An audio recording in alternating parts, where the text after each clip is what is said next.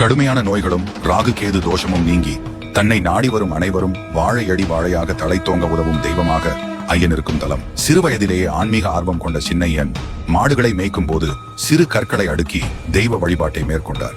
ஒரு நாள் ஒரு பெரியவர் சின்னையனுக்கு சர்வவிஷ சம்ஹார மந்திரம் மற்றும் பஞ்சாட்சர மந்திரம் உபதேசித்து சின்னையனின் வீட்டில் சிவபெருமானும் உமாதேவியரும் அமர்ந்திருக்கும் அவதார தோற்றத்தை காட்டி மறைந்தார். நந்தி தேவரின் மூலம் உன்னை தம்மிடத்துக்கு அழைத்துக் கொள்வார் என்ற சித்த புருஷரின் அருள் வாக்கின்படி தனது 72வது வயதில் அன்புடன் வளர்த்த காளை மாட்டை தேடி தோட்டத்திற்கு வந்த சின்னையனை அந்த மாடு திடீரென கொம்புகளால் குத்தி தூக்கி எறிந்தது. ஐயன் மறைவிற்கு பிறகு அவர் வழிபட்ட சிவலிங்கம் மற்றும் நந்தியை தோட்டத்தில் உள்ள கிழுவை மரத்தின் அடியில் பிரதிஷ்டை செய்ய அருகே பாம்பு புற்று தோன்றியது. மக்கள் சிவலிங்கத்தை வழிபட்டு அனைத்து பிரச்சனைகளும் தீர்ந்து விஷக்கடியால் ஏற்படும் பாதிப்புகளும் நீங்க பெறுகின்றனர். இத்திருக்கோயிலில் புற்றுமண் பிரசாதமாக வழங்கப்படுகிறது. இக்கோவில் திருப்பூர் மாவட்டம் சமலாபுரத்தில் அமைந்துள்ளது.